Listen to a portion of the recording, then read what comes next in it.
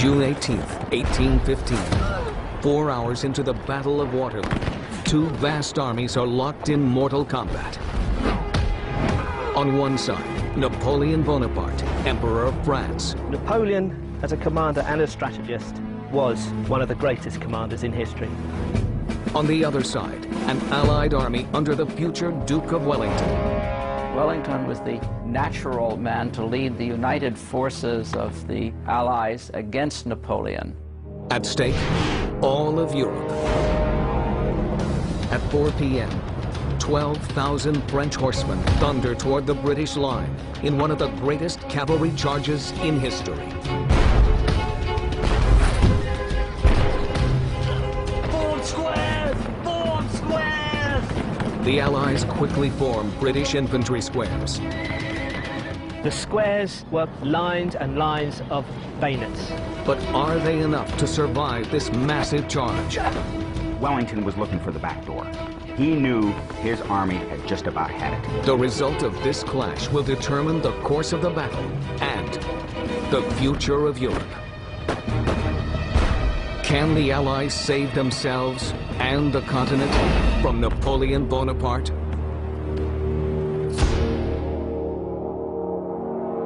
Ten years earlier, in 1805, Napoleon had begun expanding the French Empire, winning battle after battle, marching undefeated until he controlled nearly all of Western Europe.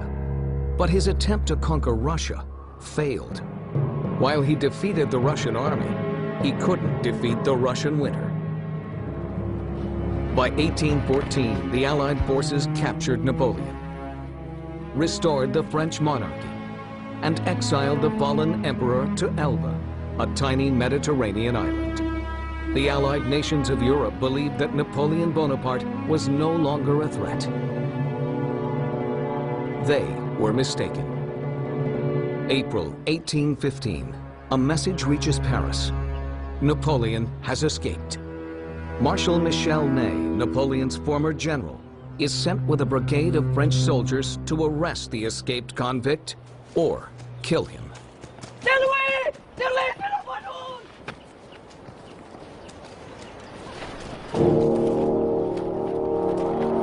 After landing on the French coast, Napoleon marches toward Paris, intending to reconquer all that he has lost. Soldats! Visez! Napoleon travels with a small group of loyal officers who had volunteered to go into exile with him. Ney, mon ami, est-ce que tu tirerais sur moi?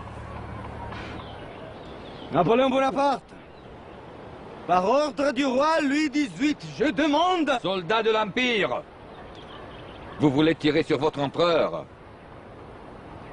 Faites-le maintenant.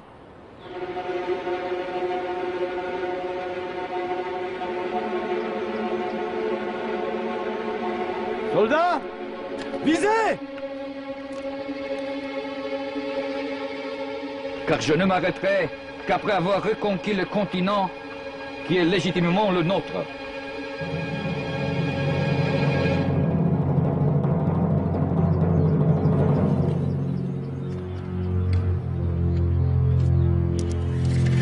Soldats, suivez votre empereur!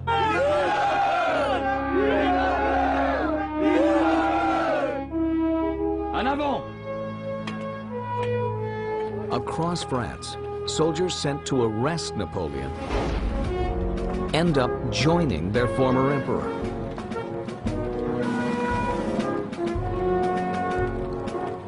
Napoleon was a masterful soldier. He was a brilliant tactician. He was also utterly ruthless. Within 3 weeks, Napoleon has returned to Paris and has the allegiance of the entire French army. Europe almost immediately reunites in opposing the recrowned emperor of the French. Britain, Austria, Prussia, Russia declared war, but not on a state, not on France.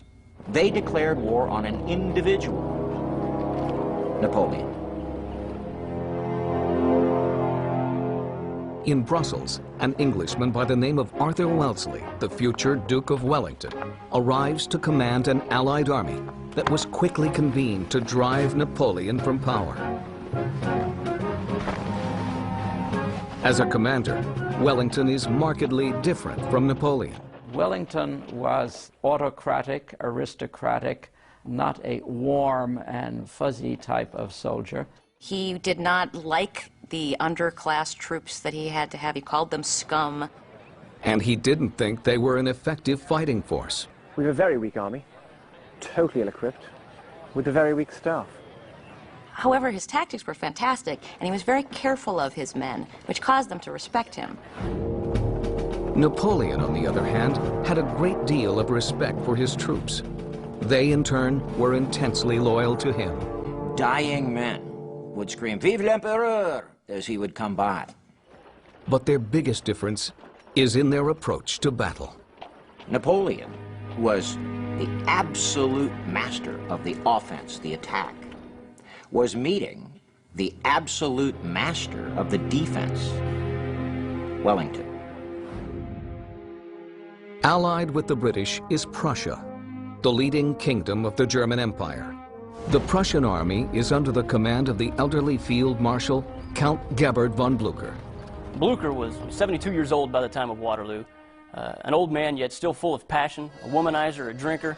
He loved life, and more than anything else, he loved killing Frenchmen. Herr General, ein Brief. Ich habe keine Zeit für Schriftverkehr. Aber, Herr General, ist von Napoleon selbst. Hat Friedensverhandlungen angeboten. Napoleon sent peace offers to his former enemies, without results. Napoleon ist eine Bedrohung. Hat uns beim letzten Mal besiegt. Und vielleicht siegt wieder, aber wir werden niemals aufgeben. Niemals! The last thing in the world Napoleon wants to do in 1815 is go to war. He's not ready. The Allies declared war on him, so he did not create the war came to him.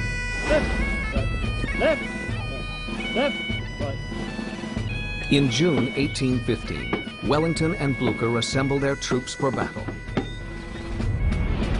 Blücher, with over 125,000 Prussian troops, is just to the east of Brussels. Wellington, near the Belgian coast, has a force of British and Dutch troops that number a little over 100,000. The two armies prepare to link up and march on to Paris in an overwhelming show of force. Napoleon is backed into a corner. He knows that up in Brussels, he's got Wellington and his armies. The Prussians are nearby. His notion is that the best defense is a quick and decisive offense. Napoleon chose to go on the offensive, to cross the border from France into Belgium and attack. Napoleon moves quickly to ensure that Wellington and Blücher have no time to join forces. He leads his army of 130,000 north to take on each Allied army one at a time. Napoleon would concentrate all or most of his combat power against an element of the enemy force, destroy it, and then reconcentrate that combat power against another element of the enemy force and destroy that until he had actually broken the enemy's will to continue to fight. In his first military action since exile, Napoleon's strategy to divide and conquer works like magic. On June 16, 1815, his advanced troops isolate and attack a much smaller Prussian force. The Prussians quickly fall before the larger French force.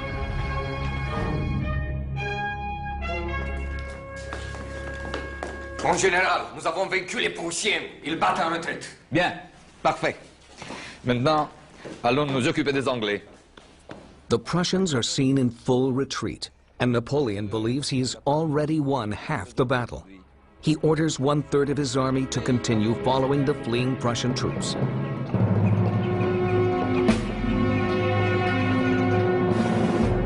It is the morning of June 18, 1815. Napoleon has brought his newly rebuilt army to the fields of Belgium.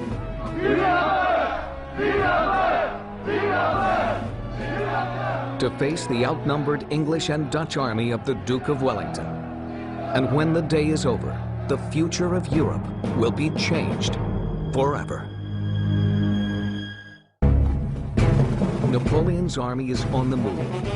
They cross the border toward Brussels and attack the Prussian army, led by Field Marshal Blucher, and force them into retreat. Napoleon is now marching toward the British Allies, led by the future Duke of Wellington.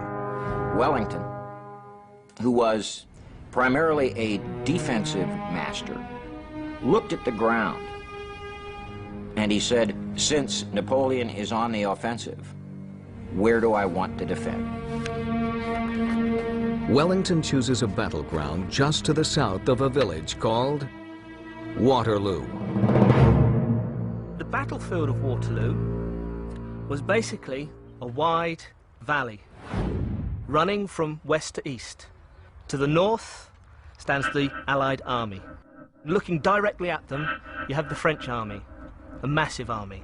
The position that Wellington chose to accept battle from Napoleon was behind a ridge line, and that allowed him protection from direct fire from artillery, from direct observation. His biggest advantage, he picked the battlefield. He knew the ground, and he knew how he would defend it. Wellington expects a full French assault at dawn, but to his surprise, it doesn't come. He has 30,000 more troops than we do. They're all veterans. And he's a direct line of supply. Yet he does nothing. Il est presque 10 heures. Le sol est si boueux que l'artillerie ne peut pas se déplacer. It had been raining for days. That, of course, limited the mobility of cavalry and the ability of cavalry horses to pull guns into position. So the battlefield favored the defender. In other words, Napoleon had a problem. If Napoleon waits for the ground to dry out, his army may fight more effectively, but it may also give the fleeing Prussians time to circle back and join Wellington. Peut-être devriez-vous donner l'ordre d'attaque? Je donnerai l'ordre quand je jugerai que c'est le bon moment. Jusque-là, nous attendons. Armchair generals have argued for decades about Napoleon's decision to begin the battle late in the day. While some believe the muddy ground was the main issue, not everyone agrees. Napoleon certainly does seem to have grown more weak and lethargic in his later days. He had no real combat experience recently. Some argue that he just lost the edge. But there is evidence of a more compelling reason for the emperor's delay: illness. He had pituitary problems, he had hemorrhoids, he had stomach problems that were not very well diagnosed. He was vomiting throughout the night, and how much sleep he even got is really in question. Napoleon's ill health was kept secret from everyone until nearly 100 years after Waterloo, when documents revealed the serious condition of his health. Rather than fighting a battle to save his empire on that morning, Napoleon should probably have been in a hospital. If you want to get an idea what it was like for Napoleon to be on the battlefield of Waterloo, you have to envision that you have had an entire box of laxative. You have then ridden 20 miles and stayed up all night. And now somebody says, you have to command a war game. What condition are you in?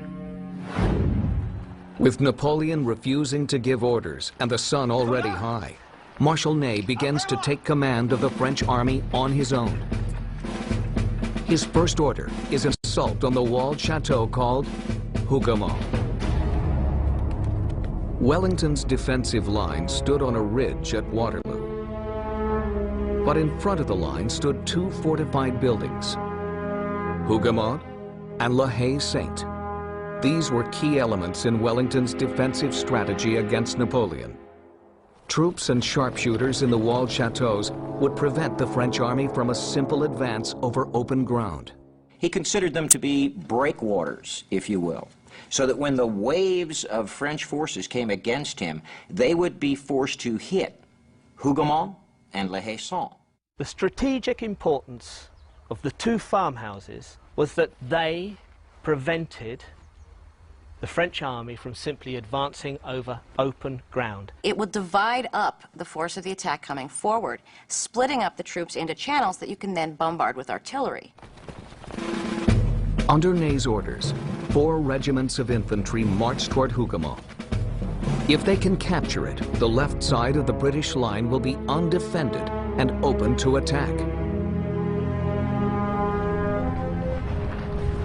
Inside the chateau are a handful of men from the Coldstream Guards, an elite British regiment.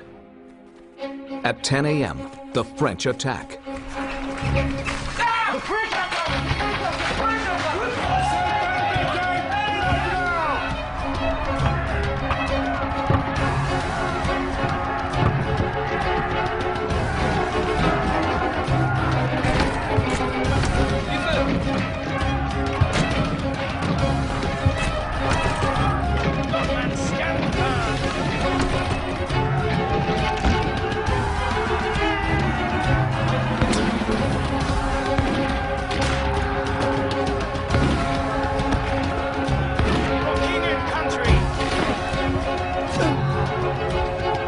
The fighting at Hougoumont is fierce, but by 11:30 that morning, the British repel the first assault and prepare for a siege. Well done, men. The first shots have been fired. At Waterloo, the battle is underway. Despite the Allied success at Hougoumont, Wellington knows he'll need the support of the Prussians to beat Napoleon. Are we certain that the Prussians are going to come? As certain as one can be of anything in war, which is certain of nothing at all. Perhaps the French defeated them yesterday, and that's why there's no rush to attack. But the wrath of Napoleon has just begun. Soon the Allies will get a taste of his most powerful weapon. Blood is about to be spilled on the fields of Waterloo.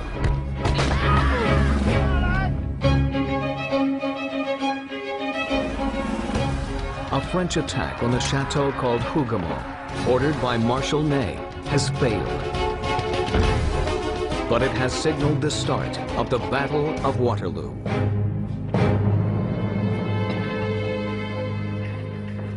C'est quoi ce coup de feu? Qui les a tirés? Une escarmouche, Votre Altesse. Où ça? Sur notre gauche, le château. Je crois que nous progressons. Ah oui, ça a commencé. Votre Altesse, est-ce que... Oui, commencez. Faites goûter les Anglais nos canons de 12. Allez-y.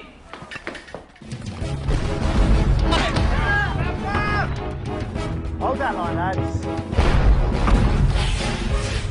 At noon, the French artillery opens up on the British lines. Hold the line, lads! 80 cannons, firing 12-pound solid shot, rip through the British lines. But Wellington does not allow the British to fire back. He will save his cannon shot for when the French infantry and cavalry approach his lines. The ricochet effect was one of the great things about the solid shot. Even on its third bounce, it was still doing devastating effects. It could still break a leg or an ankle.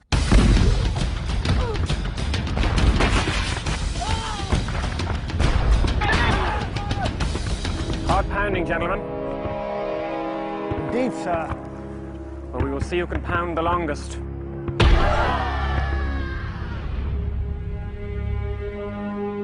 "20 kilometers away, Blücher and the Prussians are regrouping after being beaten by the French the day before. But rather than retreat east back to Prussia, the wily general heads north. Wir müssen mit Wellington in der Verbindung bleiben. Herr General, dies ist es mir, es ist. Wer schreit zum Ton der Kanonen?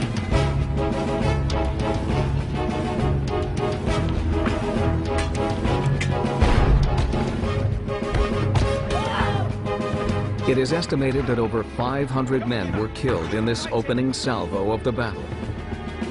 Then, at approximately 1 o'clock, Napoleon's guns stopped. With the British troops reeling from the artillery assault, Napoleon quickly assesses the situation and plans the best way to attack the soldiers on the ridge.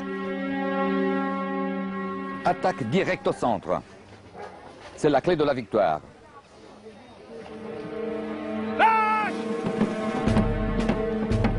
The strategy of marching directly toward your opponent over open ground may seem ludicrous today, but the firearm technology of the period demanded close-quarter combat. The most commonly used firearm at Waterloo was the musket. A soldier aiming his musket at another man 100 meters away has about a 1 in 30 chance of hitting him. If his target is 50 meters away, his chances improve to 1 in 3. Napoleon's direct thrust up the Allied center is intended to break Wellington's army in half and cause it to collapse. He clearly thought a good, solid assault would break their will to resist and lead them into a rout. Remember that Napoleon never really encountered the British before himself, and he tended to underestimate their resolve and their determination to hold their ground. The French advanced on the English line in column formation.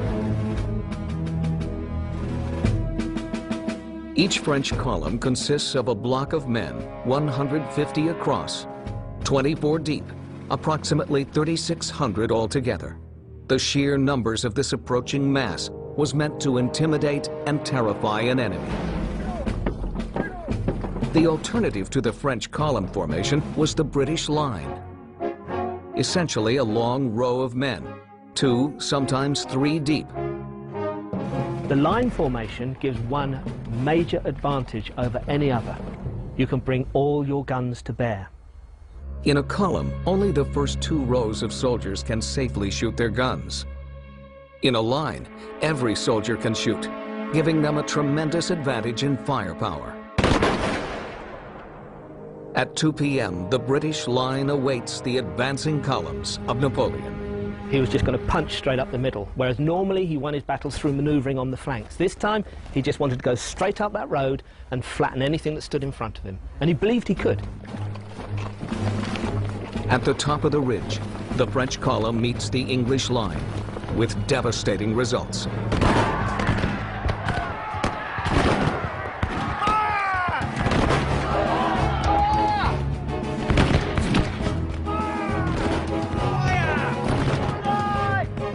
The British line, with its superior firepower, stops the advancing column in its tracks. Hold your line! Fire! When you had the right kind of soldier with the right kind of training and the right kind of spirit, the line could hold out against a column, break its charge to the point where it lost its effectiveness. The French troops could not proceed any further. The British countercharge, with the support of the cavalry, forces Napoleon's troops back to their lines.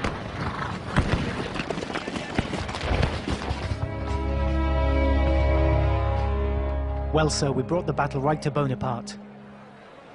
You act as if the battle is over, Uxbridge. Yet all I see is 2 brigades of horses destroyed and thousands of men dead.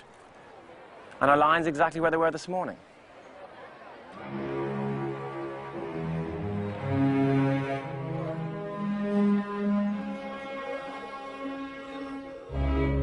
The first frontal assault at Waterloo has left thousands of casualties, with nothing gained.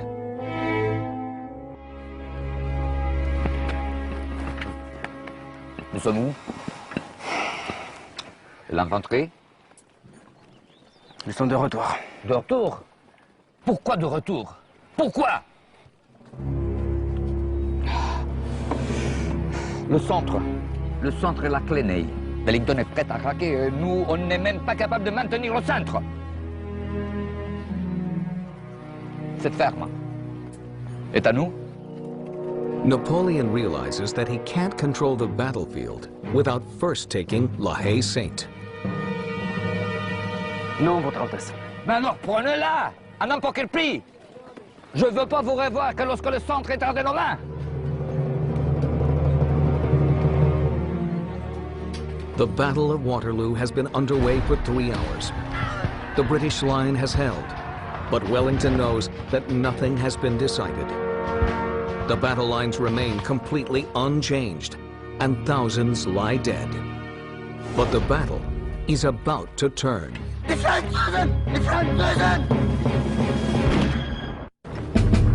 June 18th, 1815. Napoleon Bonaparte now stands poised to once again dominate Europe. His strategy is to take control of the center of the battlefield with a direct attack on the British position at La Haye-Sainte. The most important salient was the one close to Wellington Center, and that was La Haye-Sainte. It was vital that the French had to get this before they could attack the center, which was their first objective of the battle. The walled farmhouse is defended by the King's German Legion. They were Germans who had fled to England when Napoleon conquered their country in 1805. They have a lot to fight for. If Napoleon is defeated, they can return home. Whoever holds the farmhouse will have control over the all-important center of the battlefield. At 3 p.m., Napoleon orders 2 full brigades of infantry, 2,000 men, to take the farmhouse at all costs. Facing the Frenchmen are only 450 riflemen. The outnumbered soldiers do have one big advantage: superior firepower. This unit of the British Army carried rifles, not muskets. The rifled grooves inside the barrel spin the bullet, like a quarterback throwing a football, giving it greater range and superior accuracy. At approximately 3:20 p.m., 7 hours into the Battle of Waterloo, 2,000 French soldiers charged the small fortress. Die Franzosen! Die Franzosen kommen! Die Franzosen kommen!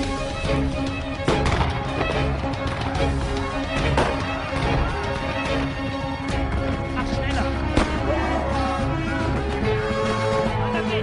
Attacke!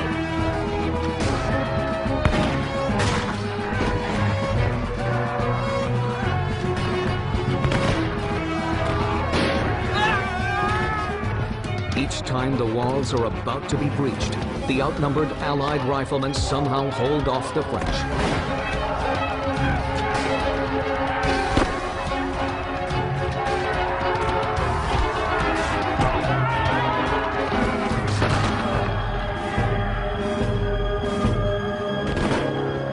Near 4 p.m., the French sound a retreat. Over 400 of Napoleon's soldiers lay dead. The Allied troops suffered heavy casualties too, but they still held their ground. It always requires more men to take and capture such a position than it does to hold it. The British training was hold until relieved, and if you didn't get relieved, you died in your spot, but you didn't abandon it. During the assault on the walled chateau, the French artillery pounded the British front lines. The carnage from cannon fire was so great, Wellington ordered his troops to fall back behind the ridge overlooking the battle. It appeared to Ney that the British were retreating. What they were doing was just seeking some refuge behind the hill. So Ney was convinced that victory was his, destroy the fleeing British, and the day was theirs. Standard operating procedure at the time was, if the enemy's retreating, release your cavalry. Now, at approximately 4 p.m., Marshal Ney orders the French cavalry to assemble. In an incredible display of power, 12,000 French cavalrymen charged the British position.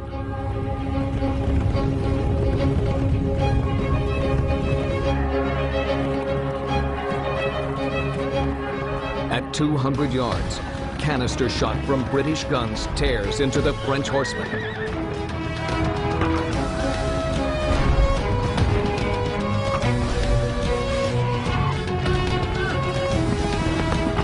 The British infantry is about to face one of the largest cavalry charges in history, but they have a defense in place. The British formed infantry squares, a formation designed specifically to defend against a cavalry attack. At 4 p.m., the squares are put to the ultimate test. The squares were perfect defence against cavalry. Lines and lines of bayonets, hedgerows of bayonets as they're described. An infantry square is based on simple animal psychology. A horse will not run into a row of pointed bayonets.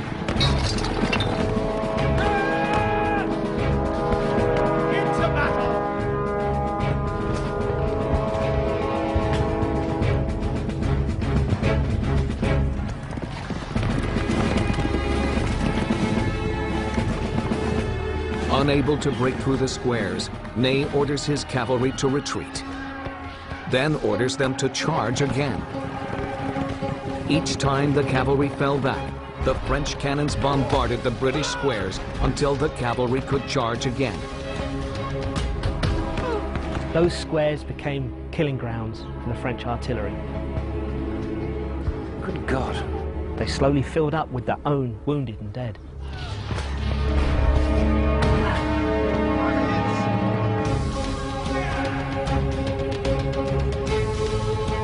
Again and again, the French charge was repeated. And again, the British squares wavered, but held.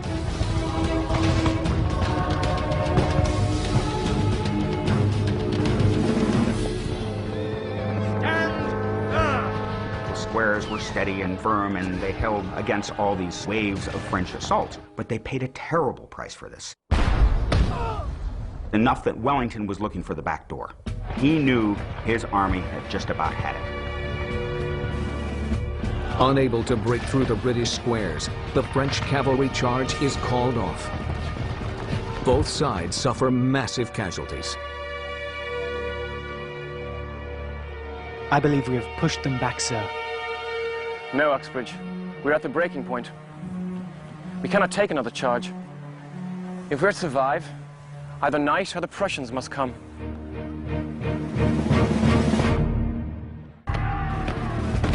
By 5 in the afternoon, the Battle of Waterloo is at a virtual stalemate. A massive charge by the French cavalry ordered by Michel Ney had left heavy casualties on both sides. Napoleon knew that Ney's move had been a near fatal blunder. Wellington est prêt à craquer, Votre Excellence. Plus qu'un seul attaque pour le finir. Un seul attaque, mais avec quoi? Vous avez détruit ma cavalerie. Vous avez détruit mon armée. Ney was the bravest of the brave. He was not necessarily the smartest of the smart. And he was not necessarily the sort of commander that you'd give that sort of operational control to. He was undoubtedly courageous. He had a very good eye for tactics. He had very little insight strategically. Despite the setbacks, Napoleon still believes that victory can be his. There were some battles he had fought in the past where he was very close to losing, but he had snatched victory from the jaws of defeat. Napoleon still believes that the key to victory is to control the center of the battlefield. Yet again, he orders his troops to attack La Haye-Sainte. At approximately 6:15 p.m., they march toward the fortress. Earlier in the battle, the Allied riflemen had successfully held off the French infantry. But now, they had a problem. They were rapidly running out of ammunition. Wellington knew the importance of holding that. Unfortunately, they found it impossible to resupply them because of their forward position in the Allied lines. If La Haye-Sainte had fallen some 2-3 hours earlier, Wellington would have called it a day and pulled out. Within minutes, over 2,000 French soldiers overwhelmed the Allied stronghold. Defeat comes quickly for Wellington's men. They fought to the last round, until in the early evening, Bering had no choice but to abandon the position by running through the farmhouse and fighting their way through to their own lines on the ridge behind them. Out of the 400 men, 42 got out. That's a 90% casualty rate. But these brave Germans held the center of the battlefield for almost the entire day. This stalled Napoleon's all-out attack on Wellington's main lines on the ridge. But now, the French control La Haye-Sainte. We have lost the farmhouse, Uxbridge, and we are next. Send out riders to find Blucher. Tell him the battle is lost unless he arrives immediately. Immediately. As evening approaches, an army is sighted marching toward the battleground. Napoleon hopes that it is his returning French troops who had pursued the Prussians. Wellington hopes that the unidentified troops are the Prussians. The identity of the distant troops may well determine who is the victor at Waterloo. Bitte? What is it? Where is the Duke? Are you Prussian? Ja, Herr Blücher has brought the army. Good fortune has just lent Wellington a hand. The Prussians arrived at the battle exactly where Wellington needed them. They advanced en masse. It's exactly what Wellington needed. For Napoleon, the news is devastating. But he decides to tell his men the approaching troops are French. Dites aux hommes que le maréchal Grouchy n'est plus loin et qu'il vient nous aider maintenant. Mais Votre Altesse, ce n'est pas Oui, possible. je sais. On ne peut pas nous permettre de faire laisser tomber le moral maintenant. De plus, nous avons toujours la garde. The Old Guard were the elite units of the French army. To even be considered as a member of the Old Guard, you had to be a veteran. They were the type of troop who would fight at the command every time. They would not retreat, they would not fall. Napoleon still saw that he had a chance to succeed, still thinking that maybe only one Prussian corps was coming his way. He could hold them off and then complete the destruction of the British. If Napoleon can act quickly, he may be able to destroy Wellington's army before the Prussians arrive. At this point, he still has superior numbers and the Guard. If anyone were to break through Wellington's wavering line, it would be them. Napoleon orders 4,500 of his finest soldiers to march straight up to the British lines. 20 years of fighting, they'd never been defeated. He committed those soldiers to the front to attack again into the British right center. And now, Wellington gives a surprising order. He tells a large number of his troops to lie down behind the ridge. The British load their cannons with double loads of canister shot. Canister shot is a canister filled with balls, and it's used against close-range targets. It is essentially a shotgun round. As the Old Guard march toward the ridge, they get a taste of British artillery. Feuer!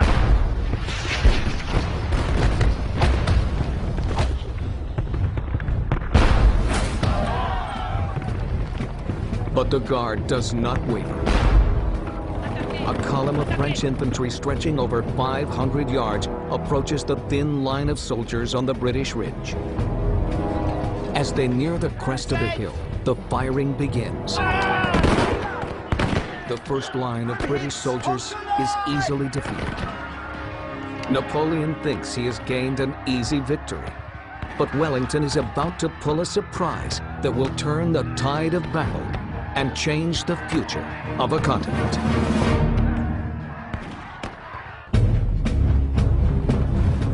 Napoleon has ordered his most elite fighting force, the Old Guard, to take the British ridge. But Wellington has a surprise for the French. He has hidden most of his British troops behind the crest of a hill. The Battle of Waterloo is about to crescendo. The Guard have never retreated. They have never been defeated.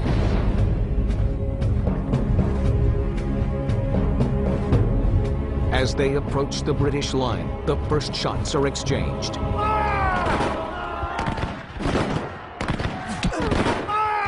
Napoleon's crack fighting units easily defeat the first line of British troops. The Guard sense an easy victory as they reach the crest of the hill. Then, Wellington pulls his biggest surprise. Now, Maitland.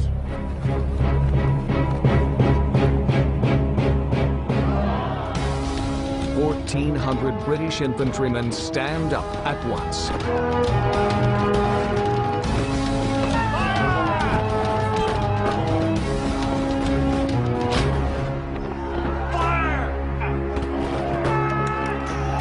The surprise is devastating. 20% of the French troops fall on the very first British volley.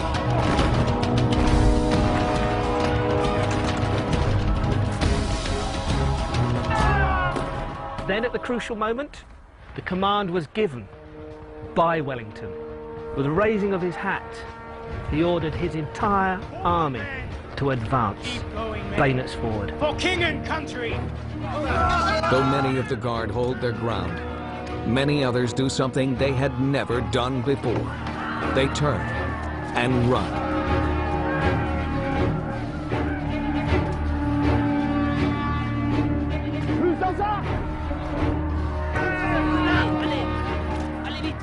The word began to run up and down the ranks. La garde recule, the Guard is retreating.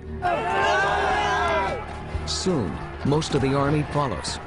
Within minutes, Napoleon's entire force is in retreat. All morale was broken. That was the end for them.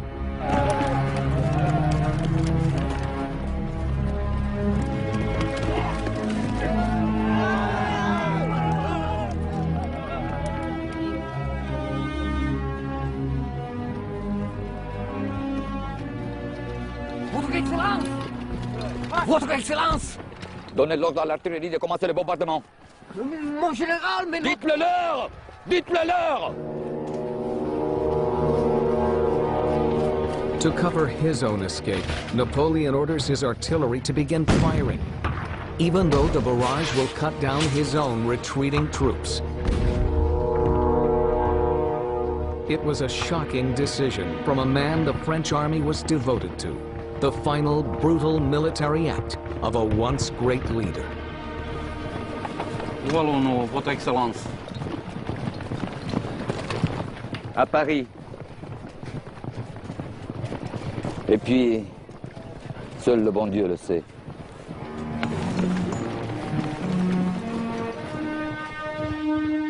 After 9 brutal hours, victory finally belongs to the Allies, but at a terrible cost.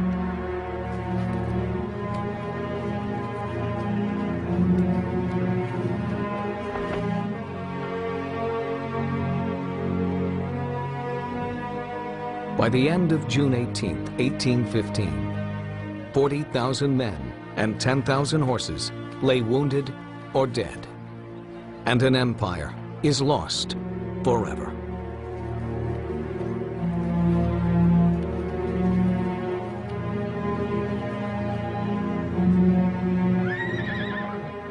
If there is a lesson to be learnt from the Battle of Waterloo, for the commander, it is that you must know and understand your enemy. And don't fight until you're absolutely ready to fight. Marshal Michel Ney was arrested by the newly restored French monarchy. He was charged with treason for betraying the king and executed by firing squad. Blücher retired after Waterloo, living another 4 years with the distinct pleasure of knowing he had ended the career of his hated enemy. Wellington became one of the most popular and powerful men in Britain, using his victory at Waterloo to eventually become the Prime Minister of England. Napoleon surrendered himself into the hands of the British authorities. He asked for sanctuary, hoping to live as a private gentleman, as a guest of the British people. Instead, the Allies exiled Napoleon to the most remote island in the Atlantic, St. Helena. Once the undisputed ruler of the greatest empire in the world, he would spend the last few years of his life as the emperor of nothing, a lonely man stranded on a desolate rock in the middle of nowhere. Napoleon fought and won more battles than Alexander the Great, Frederick the Great, Hannibal, and Caesar combined. And yet, we know him for Waterloo. What a tragedy. Waterloo was the last major decisive battle involving all of Europe until we get to World War I. But on June 18, 1815, no one knew this bloody battlefield would lead to a century of peace and prosperity for the entire continent. That night, Field Marshal Blucher and the Duke of Wellington met at the very inn where Napoleon had made his headquarters. Blucher spoke no English and knew only one phrase in French. Quelle affaire! On June 18, 1815, an entire continent was changed. The European empire of Napoleon Bonaparte had been decisively crushed, and a single battle forever became a metaphor for final defeat. A battleground called Waterloo.